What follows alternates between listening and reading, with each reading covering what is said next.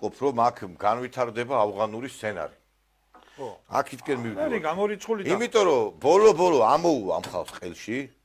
აი სად გაასწრებთ მე, მაინტერესებს სად თქვენ ერთხელ გაეკეცით აი ამ თვითმფრინავებით საერთოდან, როდესაც ვიეტნამში შემოგარტყეს ალყა, თქვენ გაეკეცით ამას ავღანეთში ტრილიონობით დოლარი რო დატოვეთ იქა ეს აღჭურულობის სახით, მაგრამ ვერ გაეკცევით ქართველი ხალხს, ვერ მიასწრებთ თქვენ თვითმფრინავში, აეროპორტში ვერ მიხვალთ.